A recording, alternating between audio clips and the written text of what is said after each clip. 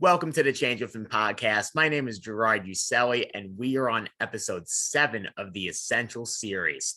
Let me tell you, essentiality truly speaks for itself, and the people that I've gotten to know over this time frame, especially in a 10-episode goal, has really spoken to the boundaries of how essential we all can really be as we collaborate and work together. This person is no exception to the rule, my friend, Allison Cohen. Allison, how are you today? Good. Thank you so much for having me on. And I think it's a little bit of a stretch to call me essential, but I appreciate it. Absolutely, though. I wanted to kind of phrase it into this question because you've worked in marketing and communications for such a long time, being at the JCC for about 3 years or so. I wanted to ask you this. Did you always know that you wanted to work in marketing? So actually, I did not. So when I was growing up, I thought I was going to work in journalism. I was the editor of my high school paper. It was my baby. It was kind of like dying when I took it over and I brought it back from the dead. And I loved doing it. I loved journalism. So it was something that I went into career-wise initially. I worked at the Staten Island Advance, at Dateline, at New York One. I was at New York One for about 3 years. And I realized that news, while it's a wonderful job, sometimes isn't the safest job. I was on the beach during Hurricane Sandy, and that kind of changed my view of like, oh, when you see the reporter out on the beach, they're holding the camera and there's a crew behind them, almost dying in a hurricane. So that kind of changed my view on it. So I went to what I thought was a more safe job in communications. And that kind of came with marketing as well. And even though my first love was journalism, I really learned to love marketing and communications. And I actually feel like I sort of fell into where I was supposed to be. So I'm really glad that it sort of happened the way it did, that I got to experience journalism firsthand. And then I said, that's really kind of not for me. And I went more the PR marketing route, and I've really fallen in love with it since then. So it may not have been where I started, but it definitely, it ended up being a really great choice for me. I also think when you've come from the journalism background versus going more into marketing and speaking to the brand that you work for, I feel like the synergy of finding the truth in what your brand does and really taking it to a new trajectory kind of speaks to itself in a different way. Yeah, absolutely. I think that what I learned from journalism really helped me in how to present things from a PR and marketing perspective, because I saw how journalists tell the story. So how should we as marketers present the story to journalists, to regular people? It taught me a lot about storytelling. So I think it was a great place to start for me. Definitely. And next question is, what's your favorite way to get people to find out what you do?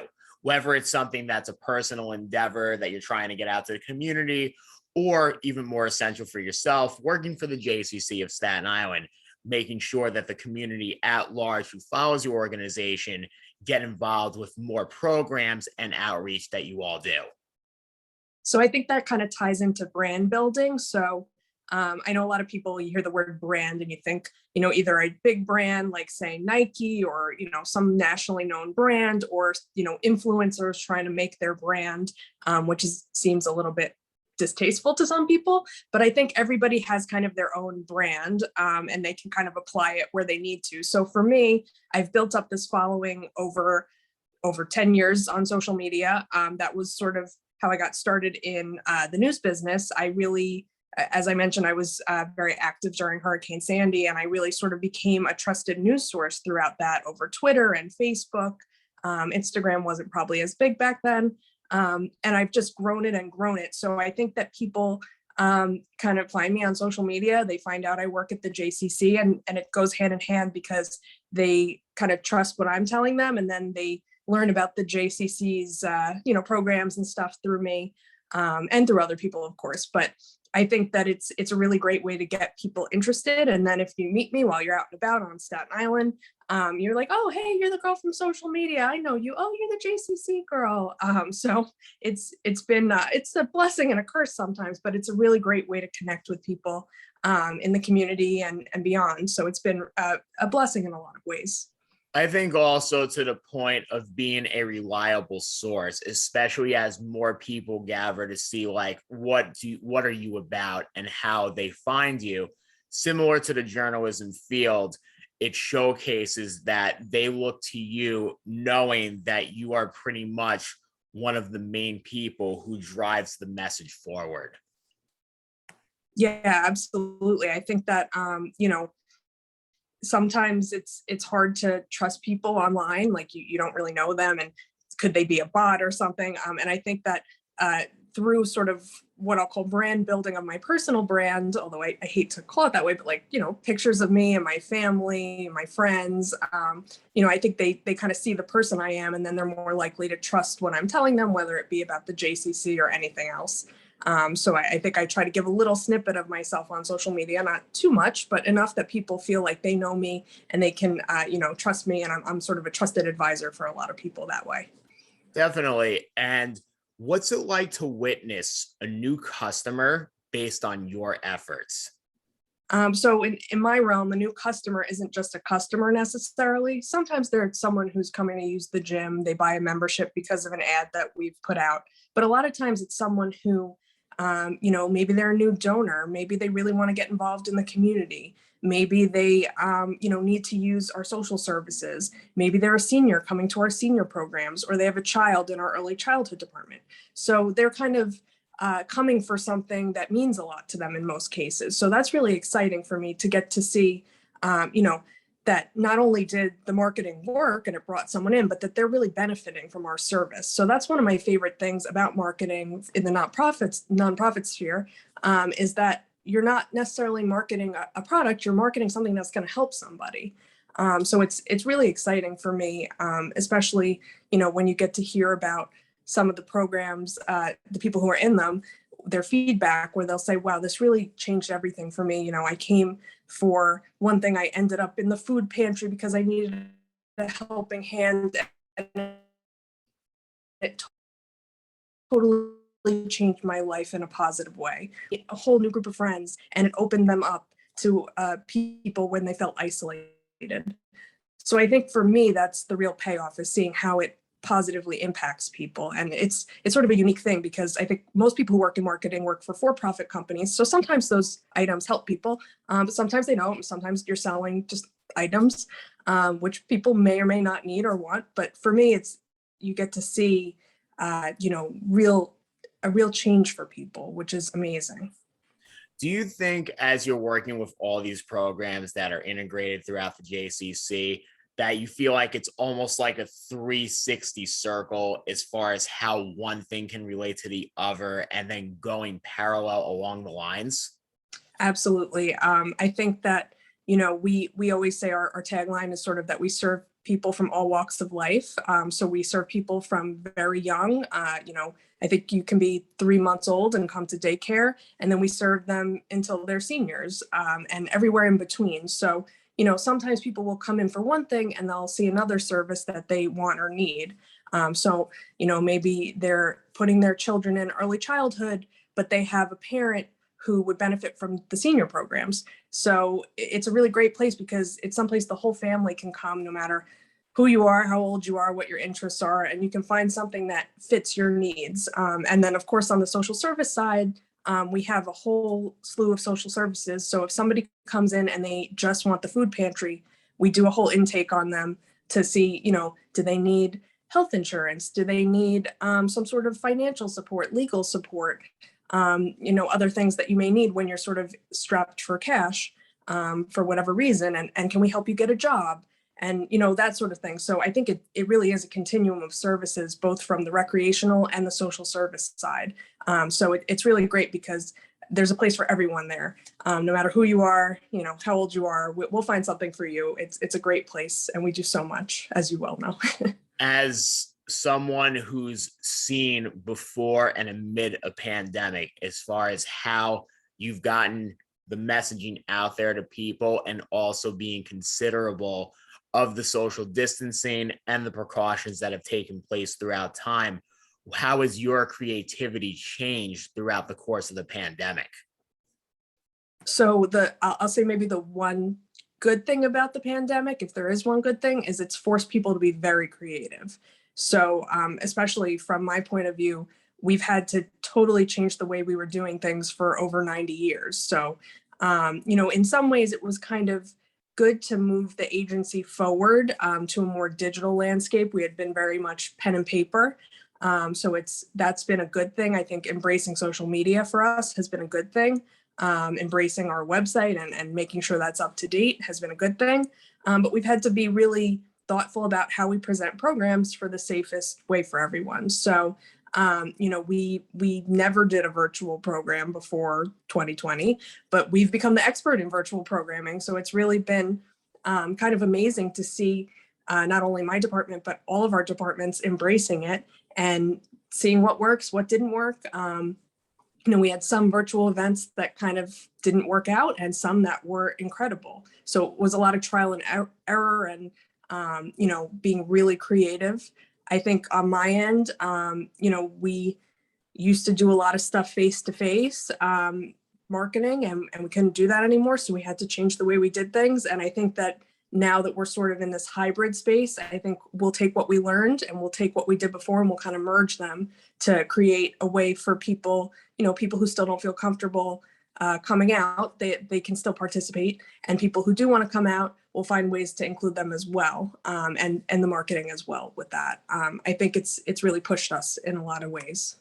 What do you think was the biggest challenge going to the virtual world of things, especially early on? What was one of those aspects that it was like, wow, this is going to be more difficult to truly engage a multitude of people onto an event? I think just kind of figuring out, what do people want to see in a virtual event? I think even if you look at kind of beyond the JCC, what people were doing as virtual events in sort of April 2020, they're not doing now. I think we kind of realized people want maybe under an hour. They want, this kind of activity. Maybe they don't want a virtual happy hour. Like things that it was kind of trial and error. And I think figuring out sort of how to program smartly for virtual, because I think it's very different if you're sitting, say, at a luncheon and you have a speaker.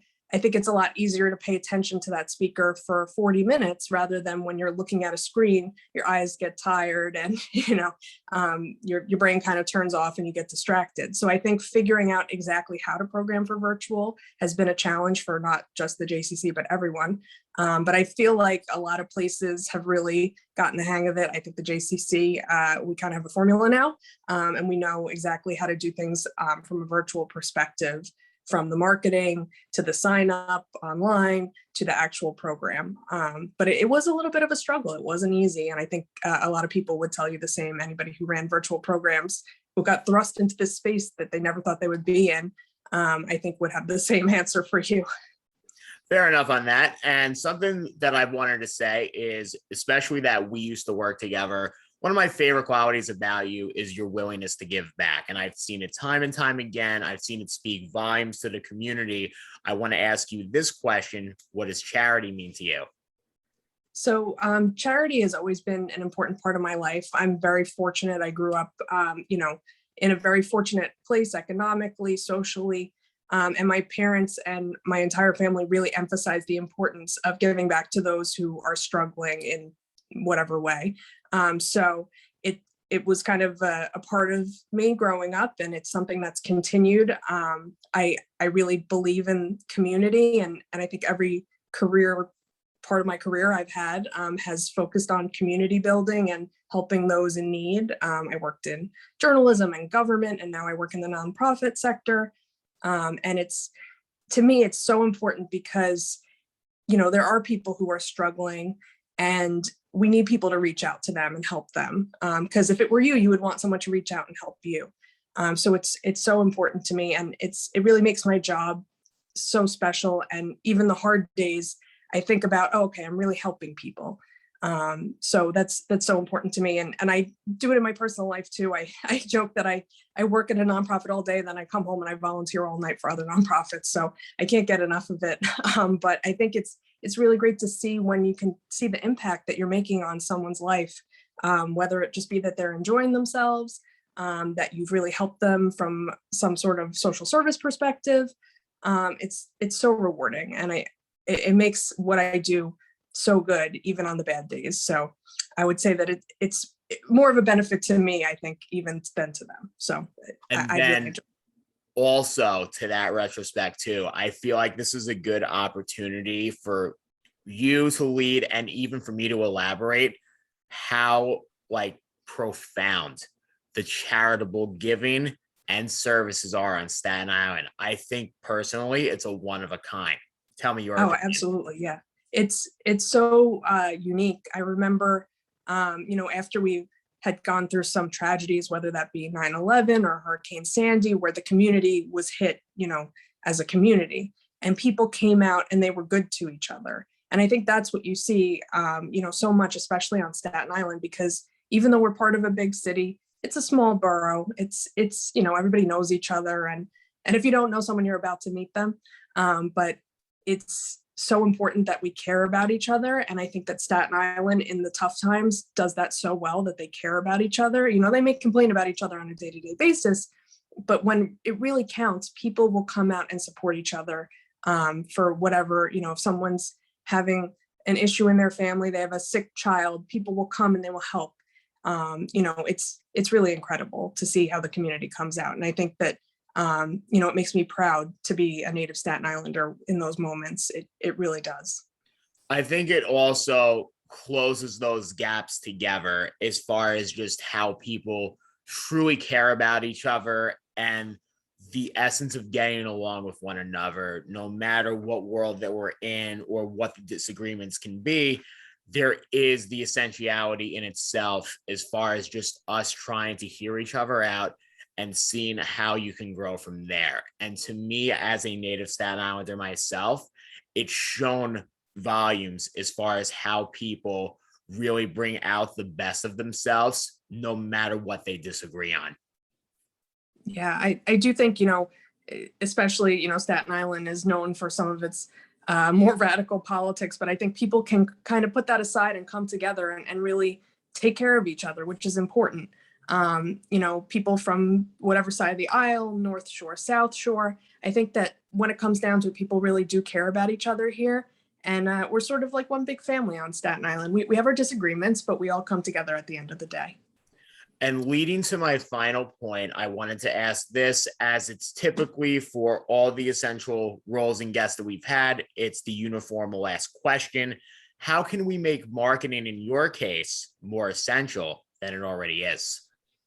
So I think, marketing kind of gets a bad reputation.